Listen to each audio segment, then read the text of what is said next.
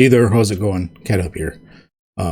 I tried to make this video once already, and I did make this video once already, before being inundated by what can only be described at this point as bullying, a plethora of self-deletion messages, so to speak, from another community. I promote opposing opinions in my comments. The original comment had a valid point or two. Some of them may have been wrong, according to my sources, like the split with AD&D Basic and First Edition, according to the Wizard of the Coast, A Complete History of TSR, and some other sources I had, like the official D&D wiki. But, I mean, if you can show your sources, awesome. Show your sources. I would love that. If I'm proved wrong, that's amazing. That's how the scientific method works. When you're proved wrong, that's the only time you truly learn something for sure. If you have a valid argument to make, then put it in the comments below. This is my first video, Redux of course, in a series of reviews. I'm going to make this a little bit more casual, conversation tone. Kind of like talking with Adam, the way he's doing it. So I've got some points here, but it's not pre-scripted or anything in any means. So we're going to go through and we're going to review things. Now, the way I'm reviewing it is I'm going to stick each video to generally a specific grouping of things, usually same system, same ideals, same IP. For example, like Star Wars has like a billion different editions that were dramatically different from each other. But they're all under the Star Wars name. So when I do eventually get to like the Star Wars video, there's going to be some very big differences between the various editions. We're going to split each individual, I want to say, system and or edition of that system to two main points. We're going to say the technical rules aspect, because some people are getting confused. I was calling it writing, but it's not so much about the writing as just the rule. If they're overcomplicated, if they are messy, or if they're streamlined or just complicated enough. Because I have nothing against complicated rule sets. Sometimes you want all those little choices and little gears and knobs and things to adjust. But if it's to the point where it's messy, where you can't find things or things are all over the place, then yeah, we're going to have issues.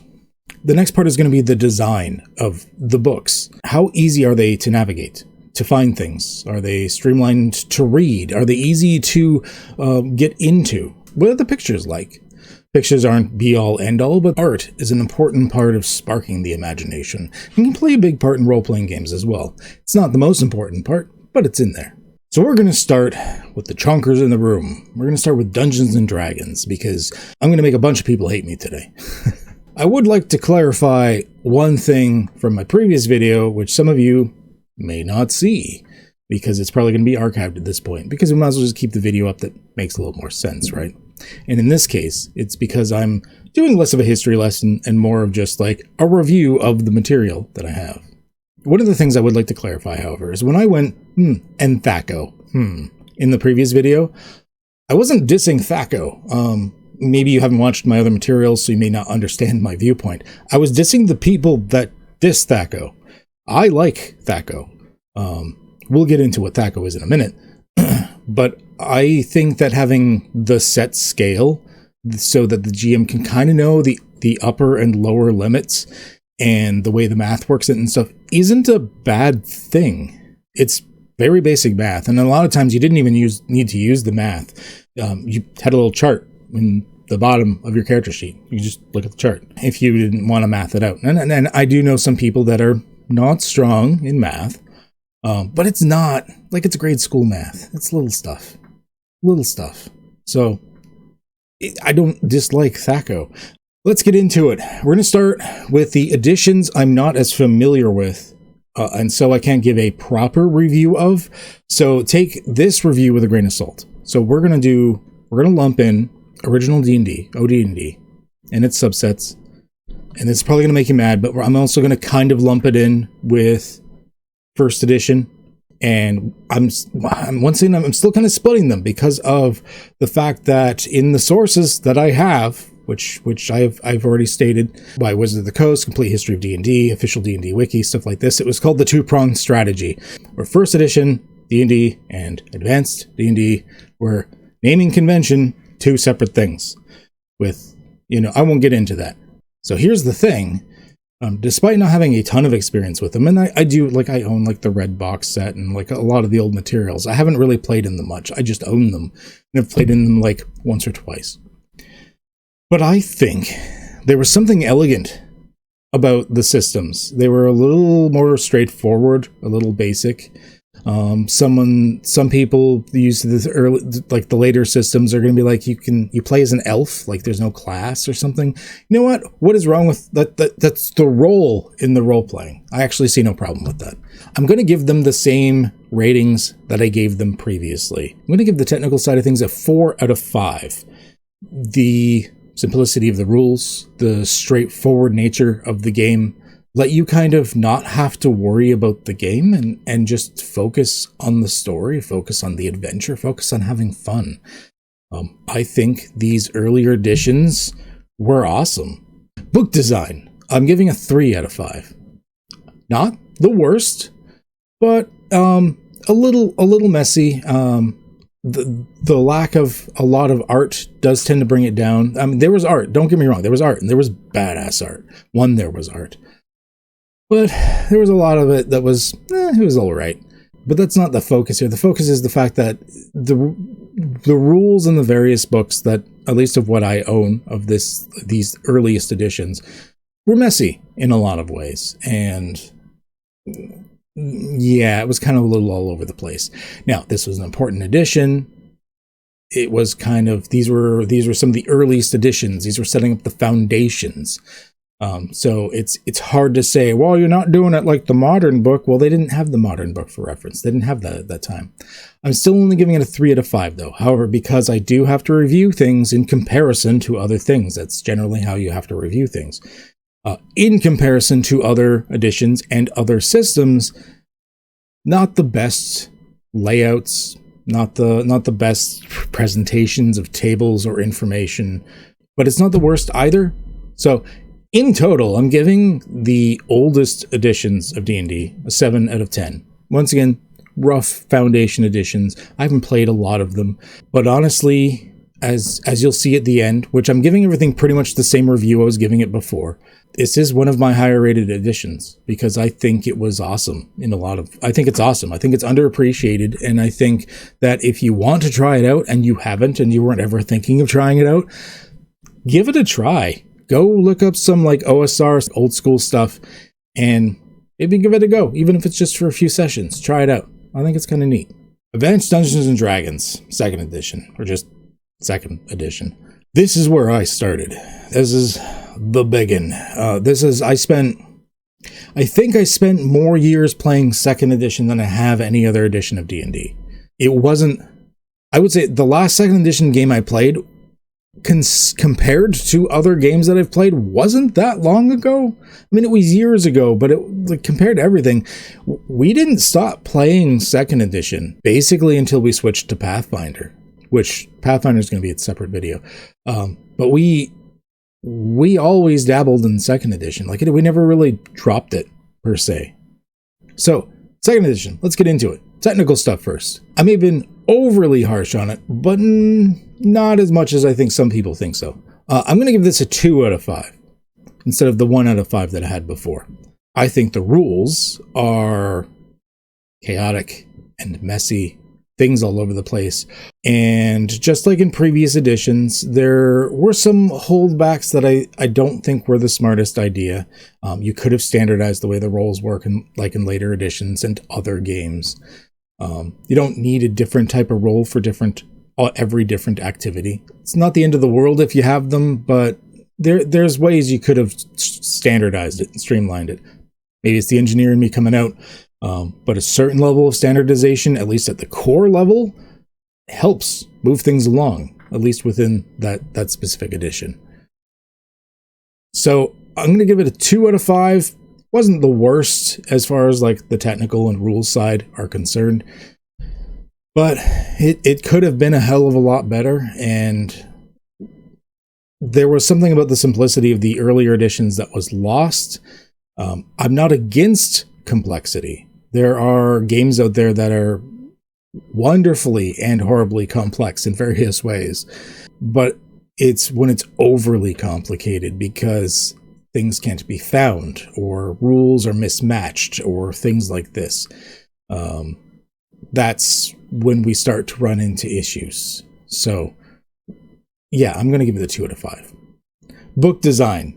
I'm going to go with 3 out of 5. Way the layouts of the books weren't horrible. They were okay. They were passing. Hence, middle of the range. The way some of, like, the presentation for the table layouts or modular information was concerned was pretty bad for a lot of the books. There was so much books that had come out that started to really muddle the waters and make it difficult, so that would give it a lower score. But then you have this like god tier level art. You don't see things with that much character and that much flavor half the time anymore. Things have become just polished and awesome, but a little more cookie cutter. There's something visceral about them. This is why it bumps it back up to at least middle of the road. So yeah, we're going with 3 out of 5. So in this case, I am giving it a 5 for 2nd edition.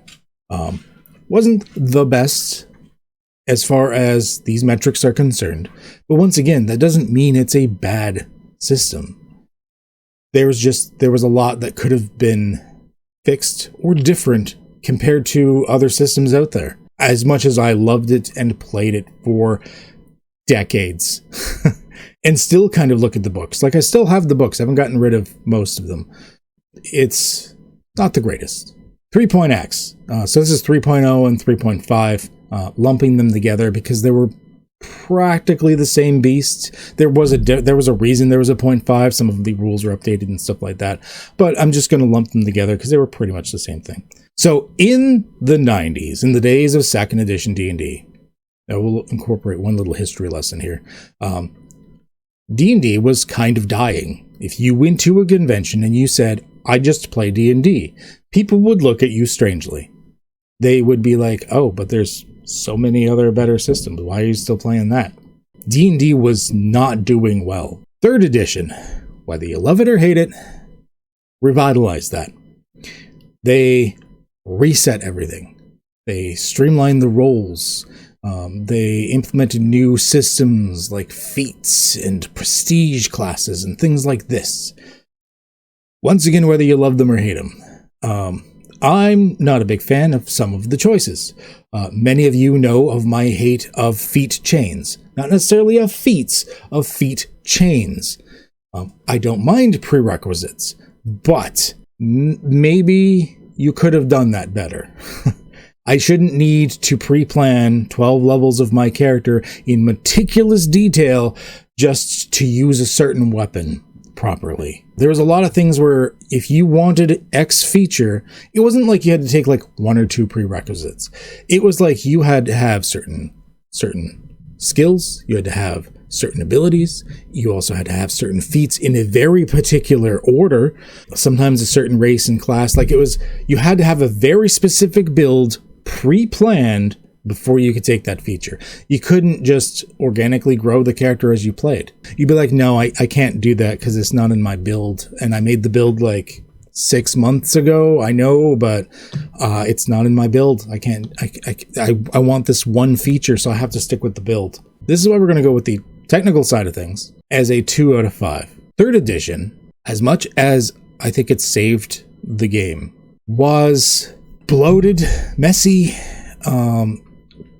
pulled away from the core of what D&D was in so many situations, and it incorporated things that I hated. I did not like prestige classes. I missed the days of being able to customize your character right out of the gate, and it was unkind. There was huge gaping holes in the rules that, once again, would make someone from Pornhub blush. So, yeah, 3rd edition, giving the tech aspect 2 out of 5. Book design, 3 out of 5. Once again, going kind of middle of the road here. 3, remember, isn't a bad number. That's an average number. So don't think this is bad. It's average. This is when you start to see some more prettying up of the books. You had a little bit of this in previous editions, but it wasn't prevalent.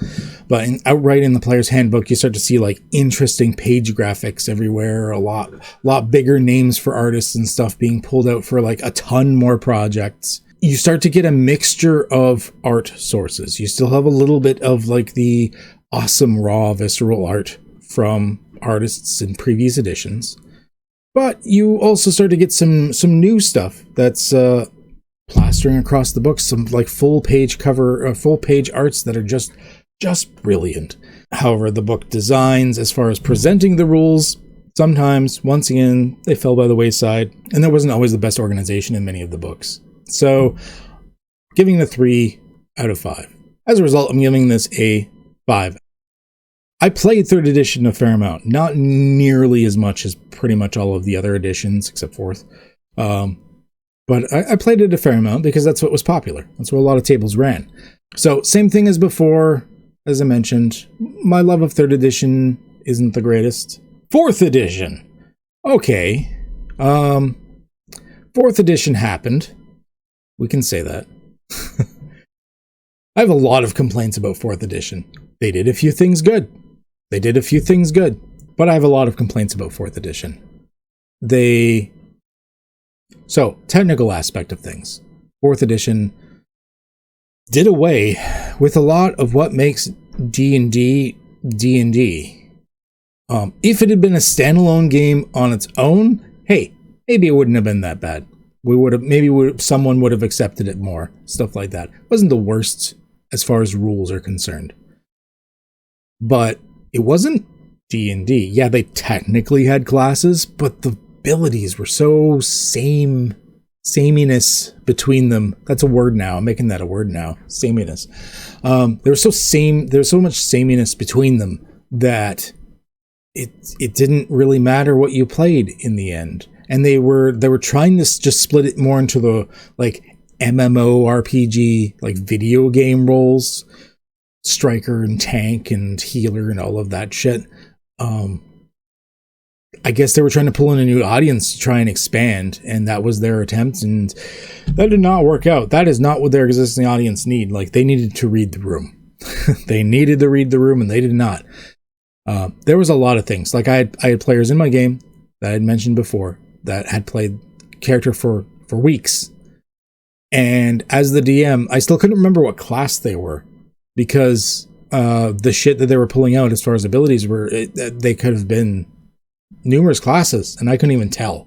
So technically, it wasn't badly done, hence why I'm giving it an average. It wasn't badly written on itself.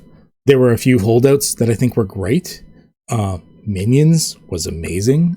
The bloodied condition, which is a variant of a very similar rule that had happened in previous editions, was once again brought back and solidified. So the bloodied condition, bringing that out, fucking giver, let's go. There were a few things like that. Skill challenges, I run action challenges in 5th edition. 5th edition doesn't have anything like that yet, and I run those, and I think they're a great way to do things. So I think skill challenges, or as I run them, action challenges, were a pretty good thing. So yeah, I can only give it a 3 out of 5, like an average. Book design, 4 out of 5. It was well put together physically, like maybe not always the binding. Sometimes they were okay. But the book, like, everything was organized very well, very easy to read, very easy to get into. The pictures were dynamite. I missed some of the visceralness of the previous edition pictures. But the books were pleasant to the eyes, very easy to read. It was really good shit. So, not perfect, but I'm going to give it a 4 out of 5. I think it's above average. I think they did pretty damn good as far as the design is concerned. I'm giving it a 7 out of 10 because, I mean, it wasn't bad per se, but it wasn't Dungeons and Dragons either. At least I didn't feel like it. If it was a completely different game, maybe we would have accepted it, but it just, calling it Dungeons and Dragons, but then removing the core of what Dungeons and Dragons is, I don't know what they were thinking. I have no clue. Wizards, what the hell? 5th edition. All right, let's get into this. Let's make some of you hate me, because a lot of you are going to hate me for this. A lot of you have noticed that I don't run 5th edition games in any of my games these days anymore at all. I don't dislike 5th edition, but let's get into it, shall we? So, technical side of things. I'm giving it a 3.5 out of 5, just because I'm so torn on this. The core of the system is pretty damn strong. I think it was very well done. So I've got to give it a little bit above average there. It's easy to use. It's easy to learn. It's been very, very inclusive for all types, whether you're good at math, bad at math, don't like reading, whatever. It is one of my favorites of the core rule concepts, just of the core rules. The expansions, we'll get into that in a minute. Definitely not my favorites. That's not going to beat 2nd edition there. Just like I said before, it's only in my original video, I said it was only the core concepts that I actually liked. However, it very quickly became messy. It's like Wizards of the Coast can't decide on what they want to do with the system, which is probably why they're moving 1 D&D, their next version, to be a living system where it's just like updated as they have ideas or something. But right now, the system is messy. There's like 3 different ways now to basically handle races. It's gotten messy, and yeah, there's been issues with the books. For instance, Strixhaven. So I don't buy pre-written adventures. I don't run pre-written adventures. There's nothing against them. I think some of them has pretty cool storylines to them, and I may take like the general concept and some tidbits from them.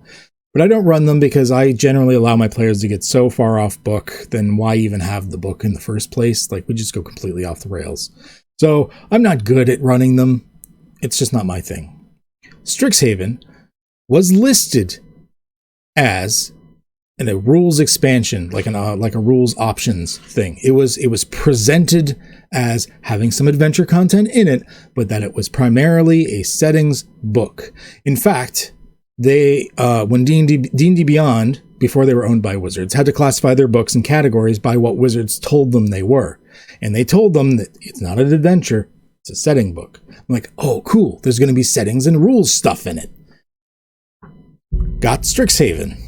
It's like literally 85%, I think 85% adventure, maybe more, with some lore and virtually no extra options or rules presented.